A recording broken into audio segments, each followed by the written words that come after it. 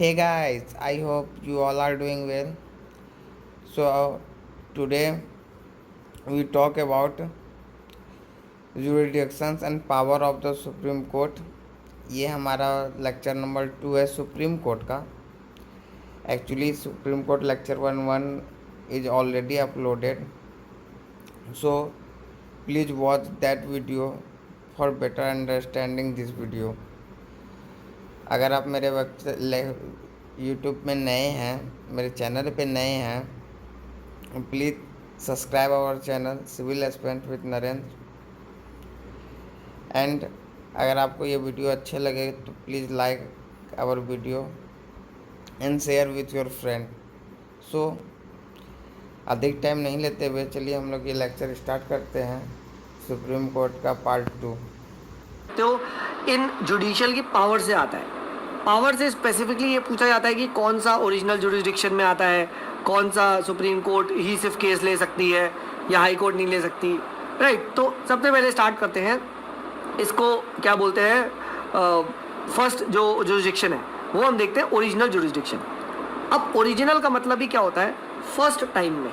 ठीक है, मतलब अगर कोई भी लड़ाई हुई और फर्स्ट टाइम में ही अगर आप सुप्रीम कोर्ट के पास जाओ तो that is called as original jurisdiction. अब किन किन केस में सिर्फ और सिर्फ सुप्रीम कोर्ट ही जाया जा सकता है, you can not go to the high court. ये जानना यहाँ बहुत ज़रूरी है. तो वो होता है क्या, जब इंडियन फेडरेशन में कोई डिस्प्यूट आए, जैसे सेंटर और एक के बीच में आ गया, सेंटर और स्टेट के बीच में डिस्प्यूट, सेंटर और आप कह सकते हो मल्टीपल स्टेट्स के बीच में डिस्प्यूट्स आ गया, 2 और मोर स्टेट्स के बीच में डिस्प्यूट आ गया, तो ये केसेस हाई कोर्ट नहीं जाएंगे, ये केसेस सुप्रीम कोर्ट ही जाएंगे. यानी जितने भी फेडरल डिस्प्यूट्स हैं क्या, उस पे सुप्रीम कोर्ट की ओरिजिनल जुरिस्डिक्शन आती है. राइट. एक्सक्लूसिव है. Exclusive means no other court can decide such dispute. अगर हाई कोर्ट जाओगे, हाई कोर्ट लेगा ही नहीं पहली बार, high court will not accept your petition. Right. ये फेडरेशन का डिस्प्यूट है. ठीक है. तो it means the power to hear such disputes in first instance is by Supreme Court and not by the way of appeal. Done. एक चीज ध्यान रखना, क्या सर ये ओरिजिनल जुरिस्डिक्शन फेडरेशन मैटर में है, बट इसका मतलब ये नहीं है कि आप पॉलिटिकल डिस्प्यूट लेके चले जाओ, कांग्रेस बीजेपी का डिस्प्यूट अब आप सुलझा रही है सुप्रीम कोर्ट. नहीं नहीं नहीं नहीं नहीं नहीं नहीं, ये ध्यान रखना. ठीक है. The questions of political nature are excluded from it. यहाँ हरियाणा वर्सेस पंजाब का डिस्प्यूट सुलझाया जाएगा, कांग्रेस वर्सेस बीजेपी का डिस्प्यूट आप लेके सुप्रीम कोर्ट नहीं जा सकते. ठीक है. उसके लिए आपके पास नीचे जो हाई कोर्ट वगैरह है, अगर कुछ डिस्प्यूट है वगैरह तो आप करो, कोर्ट्स में जाओ. ठीक है. काफ़ी बार देखते होंगे कि बीजेपी वालों ने कांग्रेस के खिलाफ ये कर दिया है, कांग्रेस वालों ने बीजेपी के खिलाफ कर दिया है.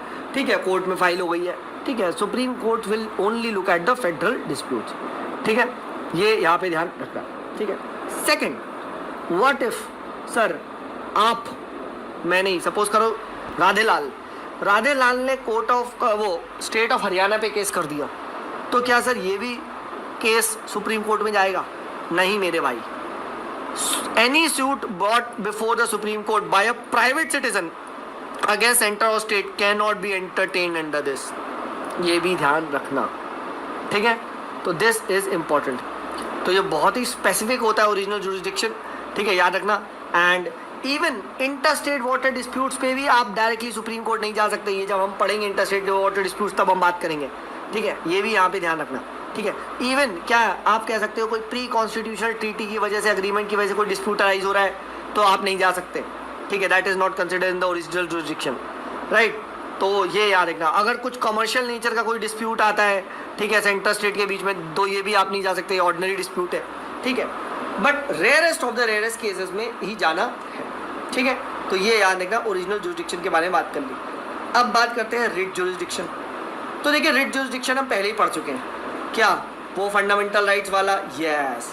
तो फंडामेंटल राइट्स में क्या है, फंडामेंटल राइट्स के लिए सुप्रीम कोर्ट को डिफेंडर ऑफ कॉन्स्टिट्यूशन बताया है. ये भी प्रीलिम में क्वेश्चन पूछा जा सकता है, who is the defender of fundamental rights? तो आंसर है सुप्रीम कोर्ट. ठीक है. एंड आपका जब भी वायलेशन हो तो आप सुप्रीम कोर्ट जा सकते हैं. बट यह सुप्रीम कोर्ट ने बोला है कि यार हाई कोर्ट भी जा सकते हैं, हमारे पास बताओ बहुत, हमारे पास इतना टाइम नहीं है. ठीक है. तो पहले आपको हाई कोर्ट ही जाना चाहिए. तो यहाँ पे ओरिजिनल जुरिस्डिक्शन तो है, मतलब रिट जुरिस्डिक्शन तो है, बट एक्सक्लूसिव नहीं है. क्यों? हाई कोर्ट भी जा सकते हो यार, सिंपल यार, आपके फंडामेंटल राइट वायलेट हुए, इनफैक्ट पहले आपको हाई कोर्ट ही जाना चाहिए, डायरेक्ट सुप्रीम कोर्ट मत जाओ, ठीक है, डन। तो इसका मतलब ही है कि भाई जब आपके फंडामेंटल राइट्स वगैरह वायलेट हो रहे हैं तो आपको क्या करना चाहिए, aggrieved party has the option कि सुप्रीम कोर्ट भी जा सकते हैं, हाई कोर्ट भी जा सकते हैं, बट बेवकूफ़ी होती है हाई कोर्ट सुप्रीम कोर्ट जाना, ठीक है। तो लॉ का में एक तरीका होता है, उसी को फॉलो करना चाहिए, ठीक है। अब यहाँ पे एक चीज़ और समझो, क्या कि ओरिजिनल जुरिस्डिक्शन सुप्रीम कोर्ट का क्या है, is with regard to federal dispute, ये डिफरेंट है from it original jurisdiction with regard to dispute relating to fundamental rights. कैसे? ओरिजिनल जुरिस्डिक्शन फर्स्ट केस में तो एक्सक्लूसिव है, बट सेकेंड केस में एक्सक्लूसिव नहीं है, it is a concurrent jurisdiction, ठीक है। ऐसे ऐसे पूछेगा, supreme court has original jurisdiction exclusive in what matter, fundamental rights, enforcement of fundamental rights, enforcement of inter state dispute, ऐसे करके, ठीक है। तो मार दोगे फंडामेंटल राइट्स भी, मेरे भाई एक्सक्लूसिव बोला है, ठीक है, याद रखना, ठीक है। दूसरा एक और क्वेश्चन ये आता है, रिट जुरिस्डिक्शन दोनों में कंपैरिजन आता है, सुप्रीम कोर्ट हाई कोर्ट की। तो सुप्रीम कोर्ट सिर्फ रिट इशू कर सकता है for the enforcement of only, याद रखना, fundamental rights, this is important, only for the fundamental rights, जबकि high court it can on the other hand issue writs not only for the enforcement of fundamental rights but for other purpose also. इसका मतलब क्या? इसका मतलब मेरे भाई high court की writ jurisdiction wider होती है, ये ध्यान रखना, ठीक है। But we know that parliament can confer supreme court with the power to writs, to issue writs for other purpose as well, ठीक है। तो सेकंड भी देख लिया हमने, रिट जुरिस्डिक्शन, ठीक है। थर्ड आती है अपैलेट जुरिस्डिक्शन। अब अपैलेट का मतलब ये अपील के थ्रू, तो ऑब्वियस सी बात है भाई, सबसे ऊंची कोर्ट हमारे यहाँ सुप्रीम कोर्ट है, तो अगर आप डिस्ट्रिक्ट जज से सही संतुष्ट नहीं हो तो हाई कोर्ट अपील करो, हाई कोर्ट से अपील नहीं हो तो you can go to the supreme court, right. तो you have it has a wide appellate jurisdiction, and आप काफ़ी बार सुनते होंगे कि नहीं, I will file the supreme court, I will file the case again in supreme court, तो appeal वो करवाना चाहते हैं, ठीक है। अब यहाँ पे अपील कैसे आती है, ठीक है। तो सबसे पहले आती है कॉन्स्टिट्यूशनल मैटर्स में, कि भाई an appeal can be made to the supreme court against the judgment of a high court, right. कि अगर ये लगता है कि यार कोई क्वेश्चन ऑफ लॉ है इंटरप्रिटेशन में, तो सुप्रीम कोर्ट के पास जाया जा सकता है। सेकंड होता है सिविल मैटर्स। अब सिविल मैटर्स में भी क्या है कि वही बात कि हाई कोर्ट में आपको जनरल लॉ वगैरह का आपको लगा कि यार जस्टिस नहीं डिलीवर हुआ है, the law was wrongly interpreted, तो you can go to supreme court, ठीक है। And then comes the criminal matters, right. तो criminal proceeding of high court के बाद आप यहाँ पे जा सकते हो सुप्रीम कोर्ट में, ठीक है। तो एंड स्पेशली आपने ये देखा होगा कि जनरली अगर आपने कहा डेथ पिटीशन वगैरह या डेथ सेंटेंस वगैरह दिया जाता है तो हाई कोर्ट में जाते हैं, राइट, ठीक है। तो ये आपका आता है क्रिमिनल मैटर्स के केस में, ठीक है। अब नेक्स्ट आता है appeal by special leave, and this is important, article number 136 में, which is called as special leave petition. इस पे भी क्वेश्चन पूछा जा चुका है। अब इस पिटीशन में क्या है, supreme court is authorise to grant in its discretion, याद रखना, special leave to appeal from any judgement in any matter passed by any court और tribunal in the country except military tribunal and the court martial. यानी किसी पे भी supreme court क्या कर सकता है, कोई भी आप कह सकते हो जजमेंट पे it can listen to appeal again, right. But याद रखना, this is a discretionary power and can not be claimed as a matter of right, कि चलो अब तो मैं स्पेशल लीव लगाऊंगा ही, भाई तू स्पेशल लीव लगा ले, सुप्रीम कोर्ट सुनेगा ही नहीं, क्योंकि it is a discretionary power, ठीक है। एंड ये जनरली तब देखा जाता है कि कहीं मिस हैपनिंग तो नहीं हो गया कुछ आपका जजमेंट में, ठीक है, इस टाइप से देखा जाता है, ठीक है। और आप कह सकते हो ये जो जजमेंट है, जब फाइनल जजमेंट हो चुका है उसके बाद आप देखोगे, जैसे उसमें आया था सबरीमाला का जो केस हुआ था, सुप्रीम कोर्ट ने भी कह दिया था, उसके बाद people file the special leave petition, right. तो और ये किसी भी मैटर के लिए किया जा सकता है, constitutional, civil, criminal, but question इसमें यही बनता है क्या, कि भाई who has the power, the power lies with the discretion of the supreme court, please remember this. और यही चीज़ यहाँ पे भी लिखी है, क्या, the scope of the provision is very wide and it vests the supreme court with plenary jurisdiction to hear appeals. तो ये यहाँ पे ध्यान रखना, it is a special extra ordinary, आप कह सकते हो, कहा गया है स्पेशल लीव पिटीशन, राइट। तो ये यहाँ पे ध्यान रखना। नेक्स्ट इंपॉर्टेंट सवाल जो पूछा जाता है वो एडवाइजरी जुरिस्डिक्शन से पूछा जाता है कि भाई देखो सुप्रीम कोर्ट एडवाइस भी देती है प्रेसिडेंट को। कब हो सकता है? कोई आप कह सकते हो क्वेश्चन ऑफ लॉ हो या कोई पब्लिक इंपॉर्टेंस का कुछ अराइज हो गया हो, ठीक है, इस पे एडवाइस मांग सकता है प्रेसिडेंट। सेकंड, कोई प्री कॉन्स्टिट्यूशन ट्रीटी या अग्रीमेंट उसकी वजह से अगर प्रेसिडेंट को लगे कि आई नीड एडवाइस तो क्या, तो भी मांगी जा सकती है। And this is called as 143। Okay sir, अब समझो यहाँ पे क्वेश्चन जो फर्स्ट केस में है, supreme court may give the advice और मे रिफ्यूज द एडवाइस, यानी इस केस में कि on a question of law और फैक्ट ऑफ पब्लिक इंपॉर्टेंस, ठीक है। बट सेकेंड केस में अगर कोई डिस्प्यूट आ रहा है arising out of a pre constitution treaty, तो मेरे भाई सुप्रीम कोर्ट को एडवाइस देनी ही है।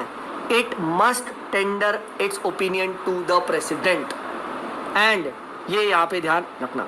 सेकेंड इंपॉर्टेंट क्या है, सिर्फ ये एडवाइस है, कोई जुडिशियल प्रोनाउंसमेंट नहीं है कि जो मानना ही है। Therefore advisory jurisdiction is not binding on the president. He may follow और may not follow the opinion. Question ये पूछा जाता है, कौन सा आर्टिकल है? 143, स्पेशली पिटिशन 136। ये ध्यान रखना, ठीक है। और अभी तक बहुत बार सुप्रीम कोर्ट को प्रेसिडेंट ने 15 रेफरेंसेस दिए हैं, तो ये आप आराम से पढ़ सकते हैं, ठीक है। बस इतना ही पता होना चाहिए। नेक्स्ट आता है as a court of record. अब कोर्ट ऑफ रिकॉर्ड का मतलब क्या होता है कि जो सुप्रीम कोर्ट के जो डिसीजंस हैं वो एक टाइप के रिकॉर्ड्स की तरह हैं। रिकॉर्ड्स की तरह मतलब क्या है कि लेटर ऑन उनके जजमेंट को कोट किया जा सकता है आगे। और आपने अभी देखा होगा, अभी मैं दिल्ली गुजरात हाई कोर्ट आजकल लाइव यूट्यूब स्ट्रीमिंग कर रहे हैं, तो मैं खाली था तो मैं देख रहा था, तो वहाँ पे जो वकील अपनी दलीलें दे रहे थे वो क्या बोल रहे थे, सर दिल्ली हाई कोर्ट ने एक जजमेंट दिया है, इसमें ये है, तो गुजरात हाई कोर्ट ये नहीं कह सकता shut up you can not tell me what Delhi high court did, क्योंकि दिल्ली हाई कोर्ट का वो डिसीजन एक रिकॉर्ड है, इट इज़ अ फैक्ट। अब मैं दिल्ली हाई कोर्ट के वो डिसीजन पे अपनी बात प्रूव कर सकता हूँ। इसका मतलब ये है, इसका मतलब क्या, सर सुप्रीम कोर्ट ने कुछ भी बोल दिया तो वो फैक्ट हो गया। जी हाँ मेरे दोस्त, वो एक फैक्ट हो गया, उसके बेस पे आगे अपील्स और लड़ा जा सकता है किसी और केस में, ये ध्यान रखना। For example E is equals to MC square, ये प्रूवन हो गया, ठीक है। अब कल को सुप्रीम कोर्ट ने बोल दिया E is equals to MC cube, तो क्या सर मैं E is equals to MC cube के बेस पे फॉर्मूला सॉल्व कर सकता हूँ? करो, बिल्कुल कर सकते हो आगे, एंड तो वहाँ सही भी हो गए, ठीक है। अरे नॉन टेक्निकल एग्जाम्पल है, टेक्निकल गलत है, मैं बता रहा हूँ, बट कोर्ट ऑफ रिकॉर्ड का मतलब यही होता है कि its jurisdictions, its judgments, they are recorded for testimony. Testimony use किया जा सकता है। It has what, evidentiary value, evidence की वैल्यू होती है, याद रखना। It can not be question and when produce before any court. देखो, तो जो गुजरात हाई कोर्ट ने बोला था, गुजरात हाई कोर्ट के एक वकील ने बोल लेते सर दिल्ली हाई कोर्ट के एक जजमेंट ने ऐसा बोला है, तो वो सुन रहा था, ठीक है। वरना जनरली लोग चिढ़ जाते हैं कि तेल लेने गया, उन्होंने बोला हम क्या करें, हम क्या करें, नहीं बोल सकता कोई, याद रखो, क्योंकि अब वो एक एविडेंस है, ठीक है, एंड वो एक लीगल प्रेसिडेंट सेट करते हैं, यानी वो एक लीगल लॉज है सुप्रीम कोर्ट के जजमेंट्स। कोर्ट ऑफ रिकॉर्ड का ये मतलब होता है, मतलब ये कि अगर आपने उनको वायलेट किया तो क्या हो जाएगा, कंटेम्प्ट ऑफ कोर्ट हो जाएगा, और कंटेम्प्ट ऑफ कोर्ट हो गया तो आपको सुप्रीम कोर्ट पनिश भी कर सकता है। It has the power to punish, to enforce its decisions. कभी आप देखोगे सुप्रीम कोर्ट फटकारे लगाती है सरकार को, तो कभी सरकार रिवर्ट बैक नहीं करती कि ये सुप्रीम कोर्ट के जज ऐसे हैं, नहीं, ठीक है। आप देखो, कभी भी कोई जजमेंट आ गया तो सरकार को मानना ही पड़ता है, ठीक है। तो ये इम्पोर्टेंट है, ठीक है, एंड दिस इज इम्पोर्टेंट, ठीक है। तो ये हो गया। अच्छा, तो यहाँ तक हम लोगों ने कर लिया, ठीक है।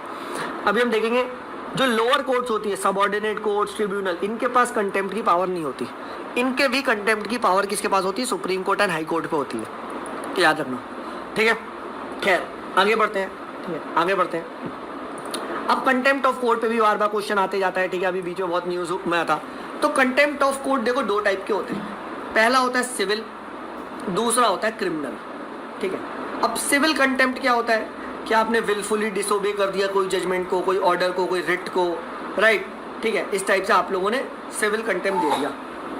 क्रिमिनल कंटेम्प्ट कौन सा होता है भाई, आपने कुछ ऐसा पब्लिकेशन पब्लिश कर दिया जिससे कोर्ट की अथॉरिटीज को स्कैंडलाइज हो रहा है, लोअर करा जा रहा है, राइट, आप जानबूझ के you are trying to obstruct the administration of justice, right, तो ये क्या है, दिस जुडिशियल प्रोसीडिंग्स को आप ब्लॉक वगैरह कर रहे हो, राइट,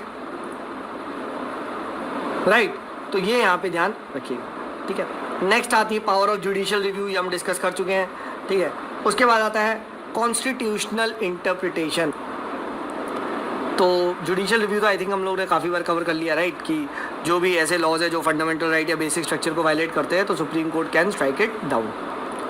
तो इस तरीके से हम लोगों ने सुप्रीम कोर्ट को यहाँ पे कवर कर लिया। बाकी यहाँ पे एक कंपैरिजन दिया हुआ है Indian and American supreme court के बारे में, ठीक है, तो आप इसको ईजिली रीड कर सकते हैं, इतना कोई बड़ी बात।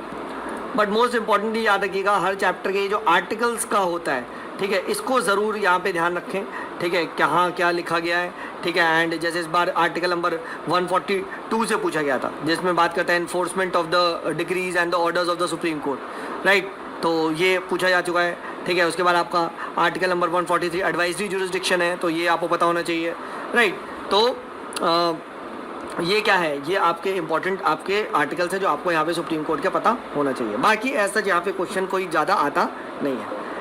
तो ये हम लोगों ने क्या कर लिया, आपका सुप्रीम कोर्ट को ख़त्म कर लिया। अब देखिए थोड़ा सा बात करते हैं यहाँ पे जुडिशियल एक्टिविज्म को भी कवर कर लेते हैं, थोड़ा सा कब जुडिशियल ओवररीच हो जाता है, ठीक है। इस कॉन्सेप्ट को समझिए। देखिए अगर आपने कॉन्सेप्ट समझ लिया तो बच्चे कंफ्यूज नहीं होंगे judicial activism and judicial overreach.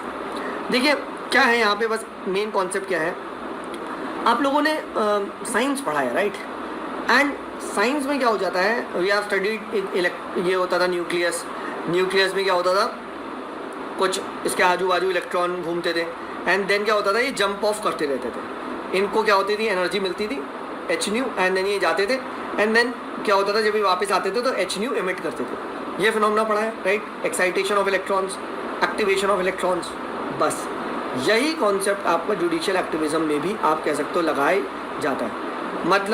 मतलब ये कि जब एक पर्टिकुलर आप कह सकते हो ऑर्गन क्या होता है, एक्साइट होके एनर्जी फील करके दूसरे के डोमेन में जाने की कोशिश करता है, एक्टिवेशन करता है, तो that phenomena is called as activism, right, that phenomena is called as आप कह सकते हो एक्टिविज्म। बट समझो अब ये जो एक्टिविज्म है ये सही है या गलत है, ठीक है।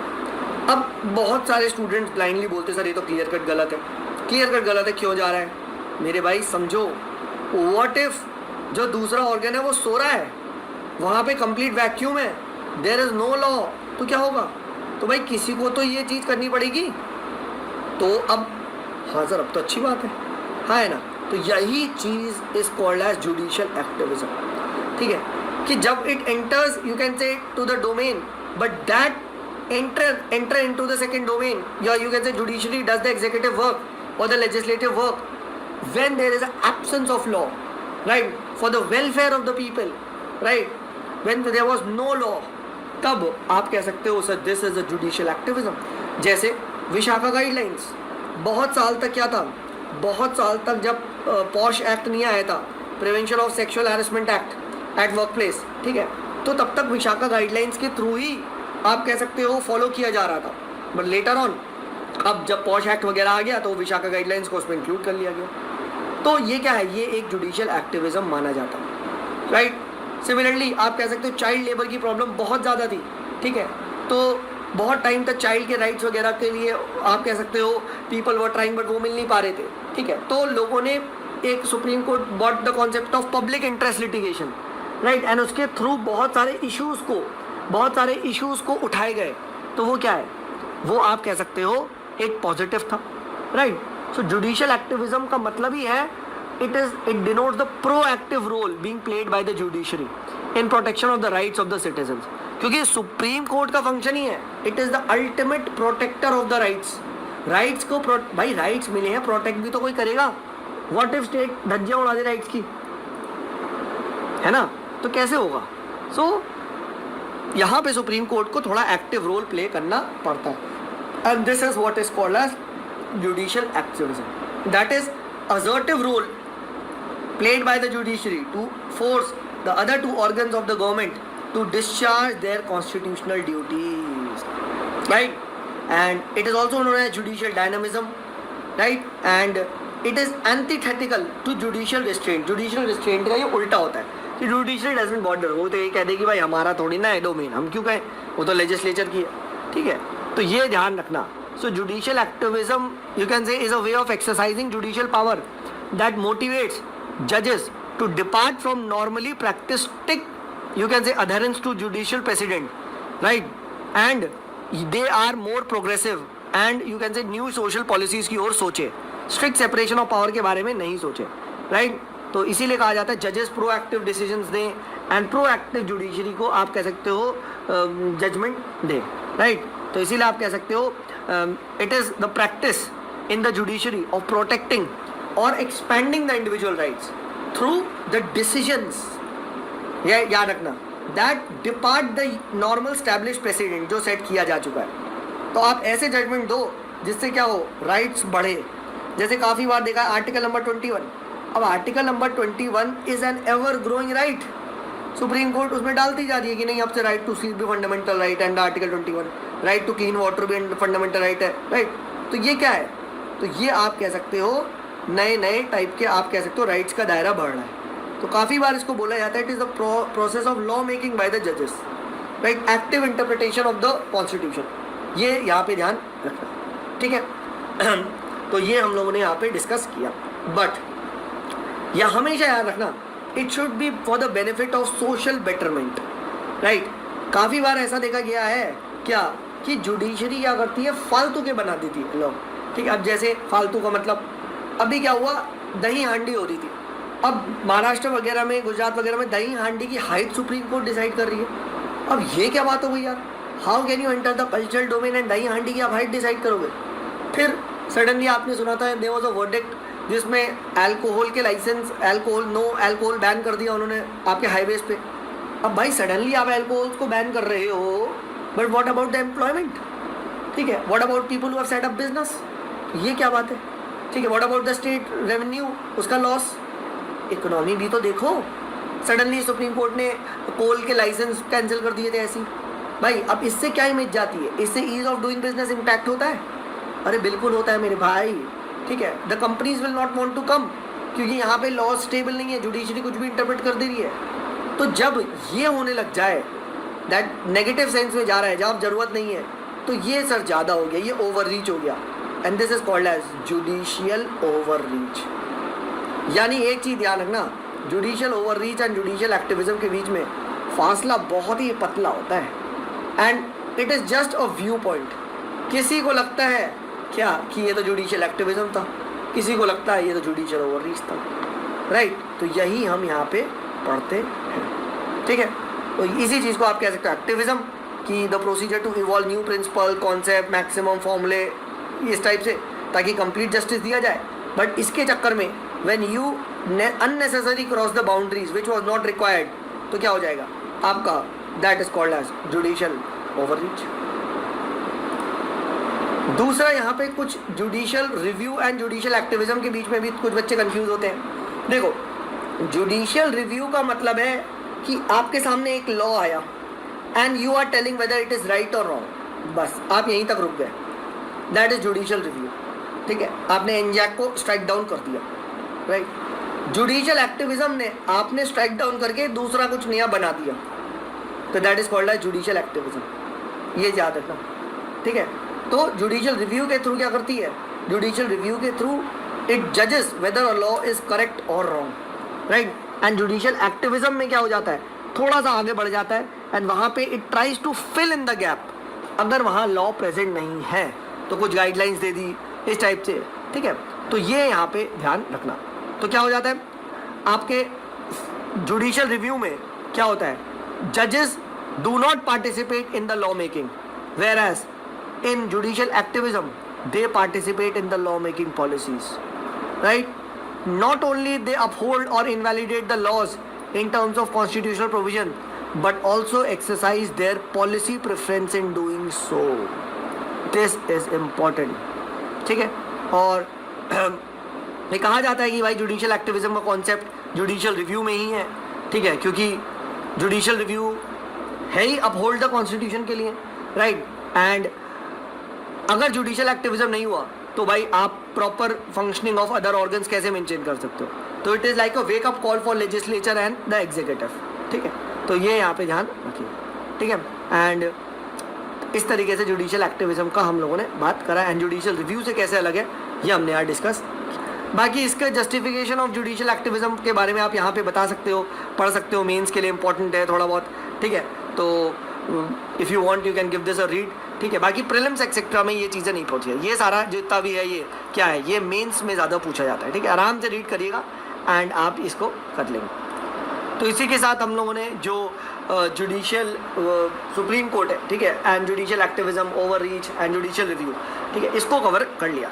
अब नेक्स्ट पर्टिकुलर क्लास में we will be covering the high court. High court को भी जल्दी से देखेंगे, काफ़ी सिमिलर है, ज़्यादा टाइम नहीं लगेगा। चलिए आप लोगों से मिलते हैं अगले वीडियो में, तब तक के लिए बाय बाय।